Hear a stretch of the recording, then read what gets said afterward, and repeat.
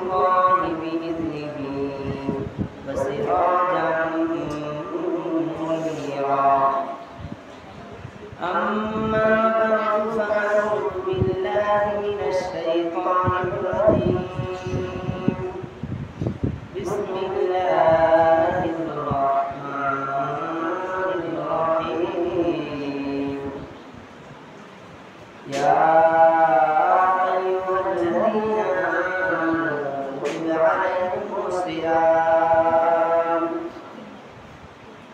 كما كتب على الذين من قبلكم لعلكم تتقون وعن سلمان الفارسي رضي الله تعالى عنه قال خطبنا رسول الله صلى الله عليه وسلم في آخر يوم من شعبان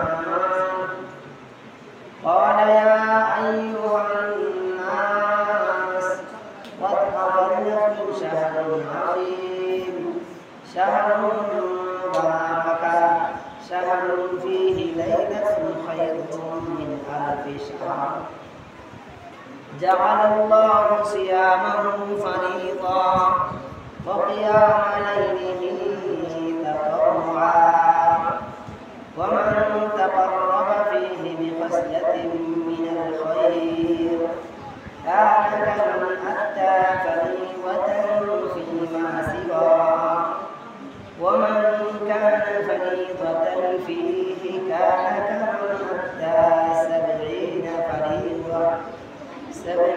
فريضة فيما سواه وهو شهر الصبر والصبر سراب الجنة وشهر الواسات وشهر يزاد فيه رزق المؤمن من فطر فيه صائما كان له مغفرة لذنوبه وعتق رقبته من النار وكان له مثل أجره من غير أن ينتقص قلنا يا رسول الله ليس كلنا نجد ما نفطر به الصائم قال رسول الله صلى الله عليه وسلم يعطي الله هذا الثواب من فطر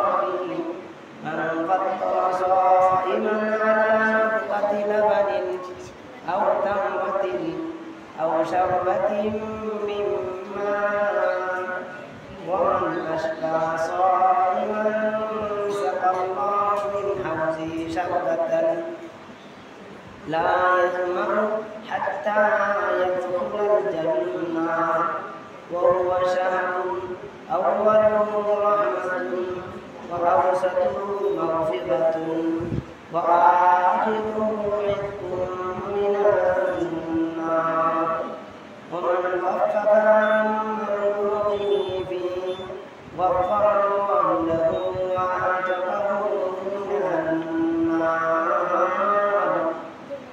أو كما قال عليه الصلاة والسلام اللهم صل على محمد وعلى آل محمد كما صليت على إبراهيم وعلى آل إبراهيم إنك حميد مجيد اللهم بارك على محمد وعلى آل محمد كما باركت على إبراهيم وعلى آل إبراهيم إنك حميد مجيد الحمد لله আল্লাহ তাআলা দরবারে সর্বপ্রথম শুকরিয়া আদায় করছি যে মালিক আমাদেরকে দয়া মায়া করে আল্লাহ তাআলাকে রাজি খুশি করার লক্ষ্যে আল্লাহর দেওয়া মসজিদে সবাইকে আসা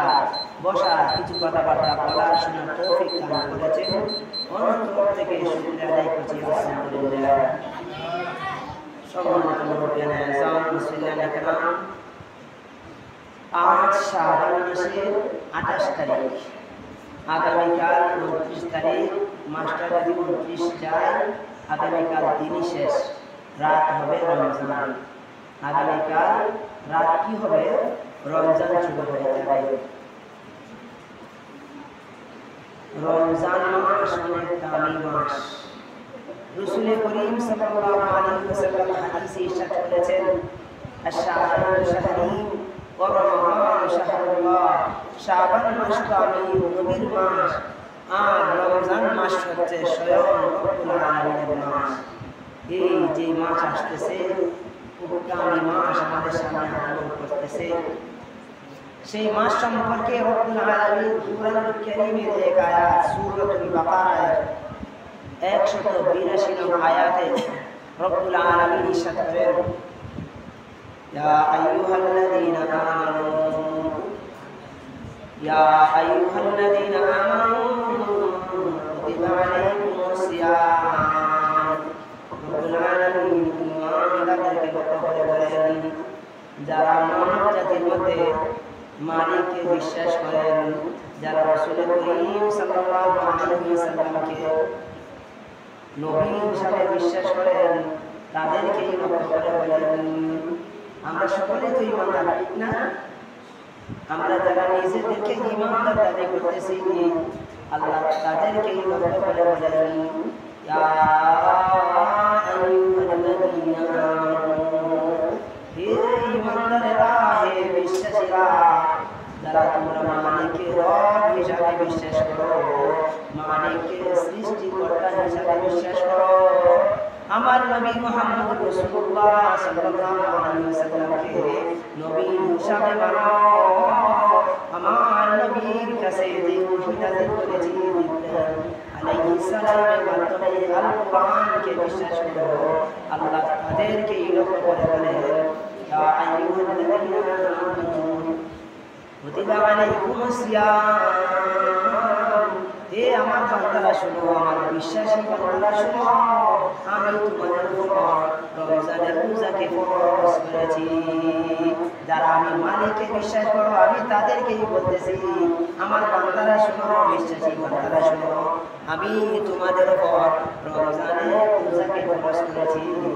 বান্দা শুনো, এই রমজানের রোজা আমি শুধু তোমাদের উপরে ফরজ করেছি, এমন নয় আমি আমার বিধানকে শুধু তোমাদের উপরে চাপাইয়া দিয়েছি, এমন নয় আমি আমার এই বিধানকে যত আমার বিশ্বাসী বান্দারা ছিল, আদম আলাইহিস সালাম থেকে নিয়ে যুগে যুগে আমি নূহ আলাইহিস সালামকে রমজানের রোজার বিধান দিয়েছিলাম, আমি হযরত ইব্রাহিম আলাইহিস সালামকে তার উম্মতকে রোজার বিধান দিয়েছি, আমি মূসা আলাইহিস সালাম তার উম্মতকে রোজার বিধান দিয়েছি, আমি ঈসা আলাইহিস সালাম তার উম্মতকে রোজার বিধান দিয়েছি।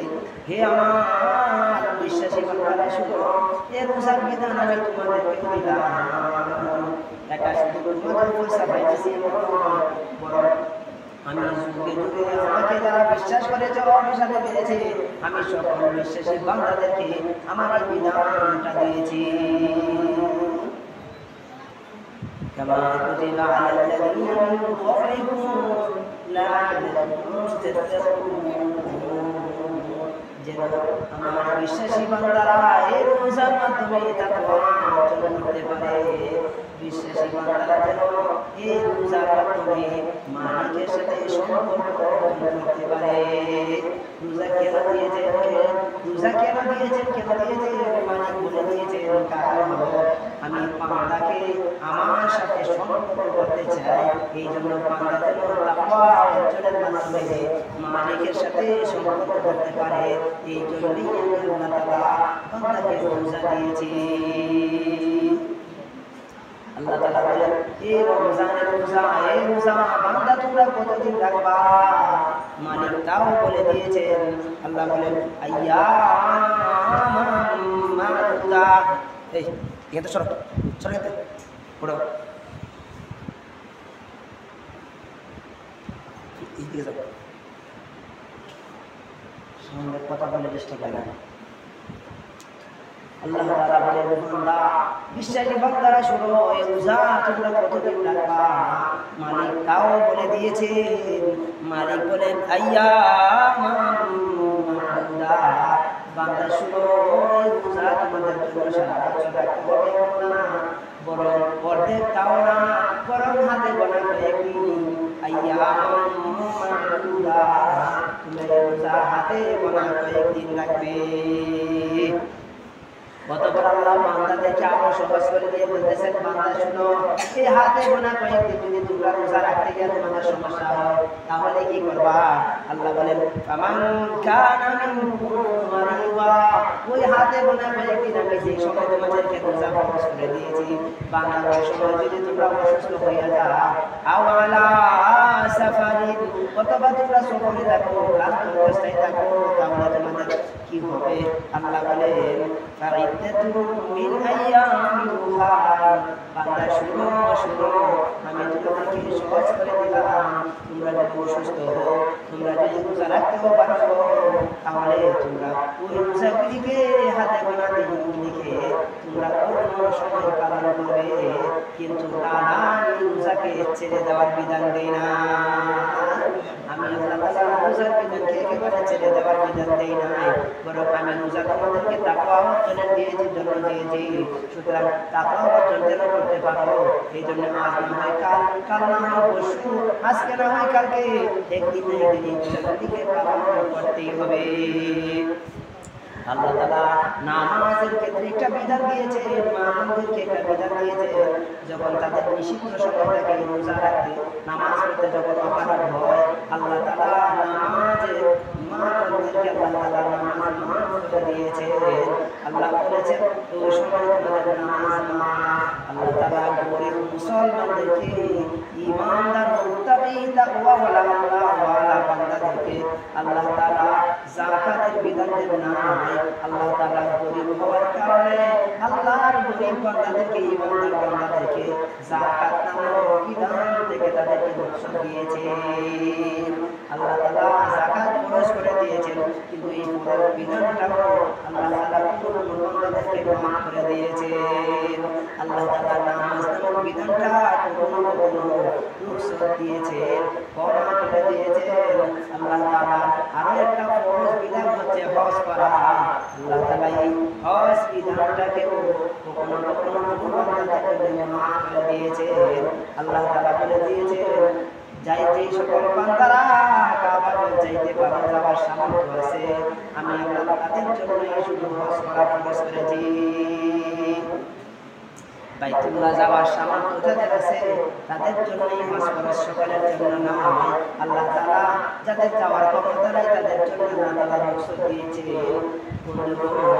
রোজা এমন একটা ইবাদত যেখানে আল্লাহ তাআলা রুখসত দেন নাই, বরং মালিক বলেছেন বান্দা আজকে না পারলে কালকে করবা, আজকে শরীর ভালো না, অসুস্থ, সফরে আছো, তোমাদের জন্য আজকের জন্য মাফ, কিন্তু একেবারে মাফ নয়, পরবর্তীতে তার পুরে আদায় করতে হবে। তাহলে কি আমরা বুঝতে পারলাম না রোজাটা আল্লাহ তাআলার কাছে খুব দামি? কি বলে দামি? এই জন্যই আল্লাহ তাআলা তাকে একেবারে মাফ করে দেন নাই। নামাজ কখনো কখনো ছেড়ে দেওয়ার সুযোগ দিয়েছেন, হজ কারোর জন্য সুযোগ দিয়েছেন না করার, যাকাত কারোর জন্য আল্লাহ তাআলা সুযোগ করে দিয়েছেন না দেওয়ার সুযোগ দিয়েছেন। কিন্তু রোজা আল্লাহ তাআলা এমন একটা বিধান দিলেন, যে বিধানটা আল্লাহ তাআলা সকলকেই একেবারে সকলের উপরে ফরজ করেছেন, কারোর জন্য অবকাশ নাই একেবারে ছেড়ে দেওয়া। বরং এতটুকু রুখসত আছে, আজকে যদি না পারো তাহলে অন্য এক সময় তা তুমি আদায় করবে। কেন?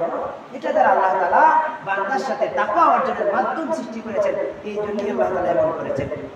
আল্লাহ বলেন ওয়ালাল্লাযীনা ইয়াতিকুনা, অন্যায় আল্লাহ তাআলা বলেন শাহরু রমাদানাল্লাযী উনজিলা ফীহিল কুরআন, আমি আল্লাহ তাআলা এই কুরআনকে রমজান মাসে নাযিল করেছি। আমার আল্লাহ রাসূল বলেছেন শাহরু রমজান মাস হচ্ছে আমি মালিকের মাস, আল্লাহর মাসে আল্লাহ তাআলা এই কুরআনকে নাযিল করেছেন। কুরআনে কারীম আল্লাহ তাআলা মাসে নাযিল করেছেন। আল্লাহ বলেন হুদাল লিন্নাস, আমি কুরআনকে কেন নাযিল করলাম? আমি আল্লাহ তাআলা মানুষদের হেদায়েতের জন্য কুরআনকে নাযিল করেছি। আমি আল্লাহ তাআলা হক বাতিলের মধ্যে পার্থক্য সৃষ্টিকারী হিসেবে এই কোরআনকে নাযিল করেছি।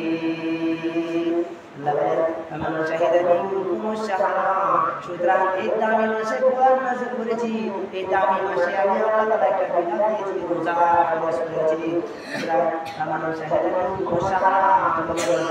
যারা এই মাসের হায়াত পাইবা, এই মাস পর্যন্ত যাদের হায়াত থাকবে, আল্লাহ তাআলা বলেন অবশ্যই আমার বিধানকে পালন করে। এই রমজান যাদের সামনে আসবে, আল্লাহ তাআলা তাদের সকলের উপর এই রোজাকে ফরজ করে দিয়েছেন। আল্লাহ তাআলা ইয়াসুম যে বিধান দিয়েছেন, এই বিধানের দ্বারা ফরজ করে দিয়েছেন। সুতরাং এখানে অবকাশ নাই আমি চাইলে নামাজ পড়ি না, চাইলে না রোজা, চাইলে রাখবো না, চাইলে না, এমন সুযোগ নাই। ফরজ যদি না রাখে আল্লাহ তাআলা ওয়াঈদ কঠিন ধমকি দিয়েছেন। রাসূল করিম সাল্লাল্লাহু আলাইহি ওয়াসাল্লাম বলেন, আল্লাহ তাআলা একটা বিধান, ফরজ বিধান রমজানের রোজাকে যদি ইচ্ছা করে, আল্লাহ তাআলার একটা রোজাকে যদি ছেড়ে দেয় আর আজীবন পর্যন্ত যদি সে রোজা রাখে, আল্লাহর রাসূল বলেন সারা জীবন রোজা রাখলেও একটা ফরজ রোজার সমতুল্য সওয়াব রাখতে পারবেন। আল্লাহ তাআলা দয়া করলে মাফ করে দিতে পারে, কিন্তু ফরজ রোজার যে ফজিলত এটা আদায় হবে না। কেন হবে না? কারণ একটা ফরজ রোজা যখন রাখছেন তখন আল্লাহ তাআলা ওই সময়ে 170 বাড়াইয়া দিয়েছেন। আপনি আজীবন রোজা রাখবেন 170 পাবেন না। আল্লাহ তাআলা এই মাসের প্রত্যেকটা রাতেই একজন ফেরেশতাকে প্রেরণ করেন, ঘোষণাকারীকে প্রেরণ করেন। বলেন এই ফেরেশতা বলতে থাকেন, ইয়া বাগিয়াল খাইর, ইয়া বাগিয়াল খাইর আকবিল ওয়া ইয়া বাগিয়াশ শাররি আকসির। আল্লাহ তাআলা একজন ফেরেশতা নিযুক্ত করে দিয়েছেন, যিনি প্রতি রাতে বান্দাদেরকে ডাকতে থাকেন আর বলেন, হে কল্যাণকামী, যারা নিজের কল্যাণ চাও অগ্রসর হও, এখনই সুযোগ, এখনই সুযোগ, আসো কল্যাণের দিকে, কল্যাণের দিকে আসো। ওয়া ইয়া বাগিয়াল খাইর আকবিল ওয়া ইয়া বাগিয়াশ শাররি আকসির। হে অকল্যাণকামী, তুমি তোমাকে নিজেকে আবদ্ধ করো, আর আগাইও না, আর নাফরমানি করিও না, নাফরমানি আবার বন্ধ করো, বন্ধ করো। আর কল্যাণ কামনা করা যারা কল্যাণ চায় অগ্রসর হও, এখনই সুযোগ। আল্লাহ তাআলা তো এই মাসে অবাধ্য জিনকে আল্লাহ তাআলা আবদ্ধ করে রেখেছেন আমাদের জন্য। কেন? যেন আমরা অগ্রসর হইতে পারি, যেন আমরা অগ্রসর হইতে পারি। এই জন্য আল্লাহ তাআলা রহমতের দরওয়াজাকে খুলে দিয়েছেন, আল্লাহ তাআলা জান্নাতের দরওয়াজাকে খুলে দেন এবং জাহান্নামের দরওয়াজাকে বন্ধ করে দেন। আবদ্ধ শৃঙ্খলে আবদ্ধ করে রাখেন অবাধ্য জিনকে, যারা আমাদেরকে কুমন্ত্রণা দেয়, এগুলিকে আল্লাহ তাআলা আবদ্ধ করে রেখেন যেন আমরা অগ্রসর হইতে পারি। এরপরও যদি আমরা অগ্রসর না হয়, এসছে কপাল পোড়া আর কে হতে পারে? কি বলে না, কেউ হতে পারে? আমাদের মতো আর কপাল পোড়া কেউ হবে না। এই জন্য এখনই সময়, সামনে যে মাস আসতেছে, এই মাসের কদর করে আমলের মাধ্যমে আমরা এই মাসকে অতিবাহিত করি। রাসূল করিম সাল্লাল্লাহু আলাইহি ওয়াসাল্লাম শাবান মাসের শেষে সাহাবায়ে কেরাম রাদিয়াল্লাহু তাআলা আনহুকে রমজানে কিভাবে রমজান মাসকে অতিবাহিত করবেন সেই সম্পর্কে বিস্তারিত একটা ভাষণ দিয়েছিলেন। এই আজকে তো 28 তারিখ, আগামীকাল 29 তারিখ, মাসটা যদি 29 যায় তাহলে আগামীকাল দিনটাই শেষ, রাত আর পাবে না। শাবান মাস আর রাত পাবে না, শেষ হয়ে যাবে। তো এই জন্য আমাদেরও উচিত, নবী করিম সাল্লাল্লাহু আলাইহি ওয়াসাল্লাম বলেন, ইন্নাল উলামা ওয়ারাসাতুল আম্বিয়া, আলেম উলামারা তো আমি নবীর ওয়ারিস। সুতরাং ওয়ারিস হিসাবে আমাদেরও দায়িত্ব হলো শাবান মাসের শেষে এই কথাগুলি বলা, যে কথাগুলি নবী করিম সাল্লাল্লাহু আলাইহি ওয়াসাল্লাম সাহাবায়ে কেরামদেরকে বলেছিলেন। কি বলেন? কথাগুলি আমাদের বলা দায়িত্ব না। রাসূল বললেন, বাল্লিগু আন্নী ওয়ালাউ আয়া, আমার পক্ষ থেকে তোমরা যদি একটা কথাও জানো, এই কথাটাও আমার না জানাওয়ালা উম্মতের কাছে পৌঁছে যাবে। এটা আমাদের দায়িত্ব। অন্য হাদিসে রাসূল বলেন, তাআল্লামুল ফারাইদ ওয়াল কুরআন ওয়াআল্লিমুহুন নাস, তোমরা ফরজ জ্ঞান শিখতে থাকো এবং মানুষদেরকে শিক্ষা দিতে থাকো। কেননা ফাইন্নী মাকবুল, একটা সময় তো এমন হবে আমি নবী থাকবো না, তখন এই কাজ তোমাদেরকেই করতে হবে। এই জন্যই আমাদের এই দায়িত্ব। এই জন্য আমি আপনাদের সম্মুখে হাদিসটা তেলাওয়াত করেছিলাম, এই হাদিসটাকে আমি আপনাদের সামনে উপস্থাপন করতেছি। হাদিসটার রিওয়ায়াত করেছেন হযরত সালমান ফারসি রাদিয়াল্লাহু তাআলা, তিনি বলেন, রাসূল করিম সাল্লাল্লাহু আলাইহি ওয়াসাল্লাম একদা আমাদের সামনে শাবান মাসের শেষে একটা ভাষণ দিয়েছিলেন। সেই ভাষণে তিনি বলেছিলেন, ইয়া আইয়ুহান নাস ক্বাদ আযাল্লাকুম শাহরুন আযীম, হে লোক সকল, তোমাদের সামনে একটা দামি মাস আসতেছে। আমাদের সামনে একটা কি আসতেছে? দামি মাস আসতেছে। ক্বাদ আযাল্লাকুম শাহরুন আযীম, বরকতময় মাস, সম্মানী মাস।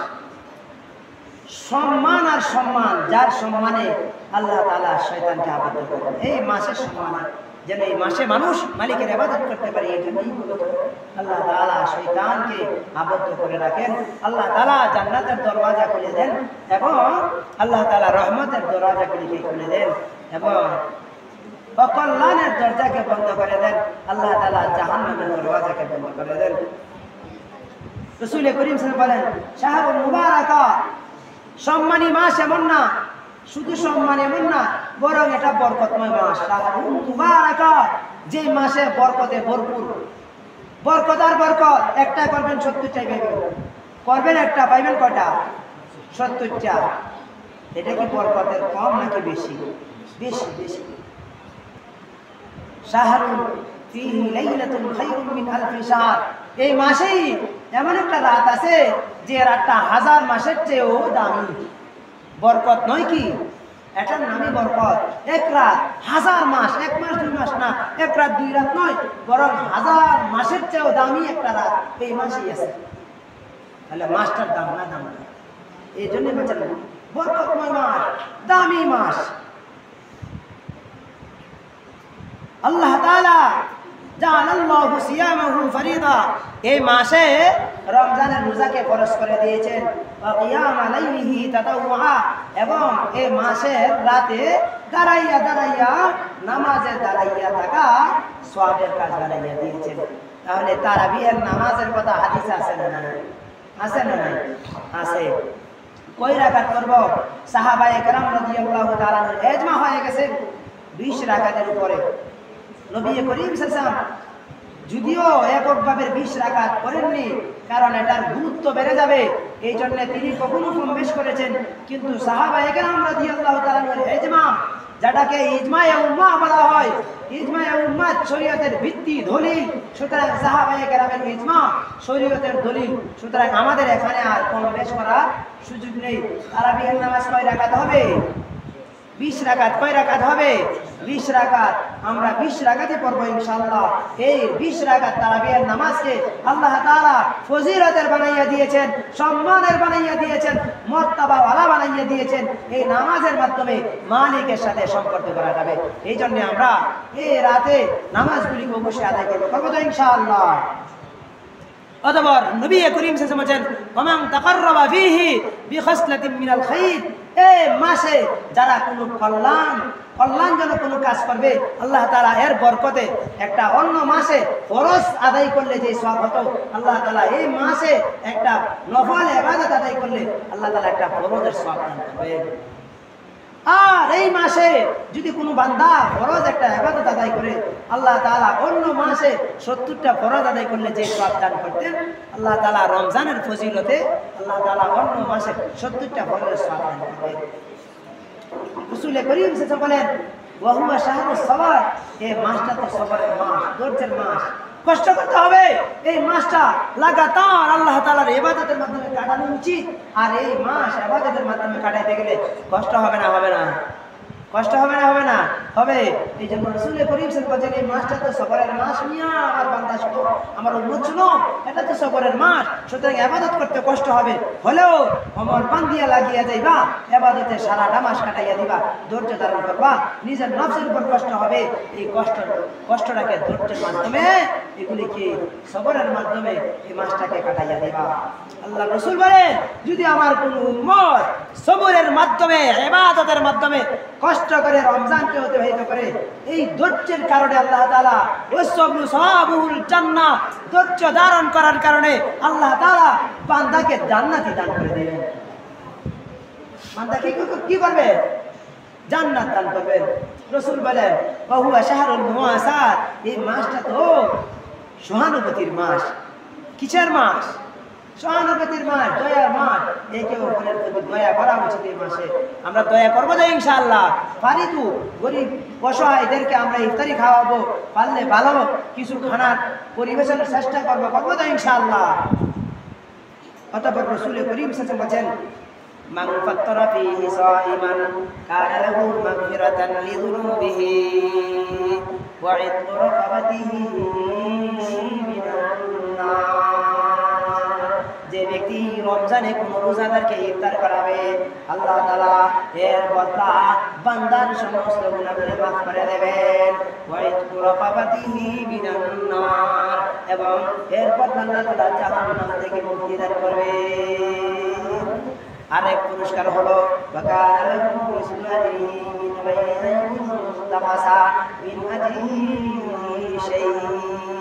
আমার কোন বান্দাকে, রোজাদার বান্দাকে ইফতার করানোর কারণে আল্লাহ তাআলা বলেন, আমি আল্লাহ বান্দাকে রোজা রাখনেওয়ালার যে সওয়াব, রোজাদারকে ইফতার করানোর কারণে আমি আল্লাহ তাআলা সমপরিমাণ সওয়াব দান করব। এমন অবস্থায় আমি রোজাদারের বিন্দুমাত্র সওয়াব পাবো না। রোজাদারে রোজা রাখার কারণে যে সওয়াব পাবে, একজন রোজাদারকে ইফতার করানোর কারণে আমি আল্লাহ তাআলা সমপরিমাণ সওয়াব দান করব। এমন অবস্থায় রোজাদার থেকে নিয়ে আল্লাহ তাআলা কমাইয়া দিবেন? না না, আল্লাহ বলেন না না, রোজাদার থেকে কমানো হবে না। সাহাবায়ে কেরাম প্রশ্ন করেন, ইয়া রাসূলুল্লাহ, আমরা তো পেট ভরে ইফতারি করার সামর্থ্য আমাদের নাই, আমরা ইফতারি কিভাবে করাবো? নবী করিম সাল্লাল্লাহু আলাইহি ওয়াসাল্লাম বলেন, তোমরা যদি এক পেয়ালা দুধ, 2-3টা খেজুর, 1 গ্লাস পানি দিয়েও যদি কোনো রোজাদারকে ইফতার করা, আল্লাহ তাআলা এর বদলে সওয়াব দান করবেন। ওয়া মান আশবা সাইমান সাকাল্লাহু লাহু মিন হাউজি শারবাতান লা ইয়াসমাউ হাত্তা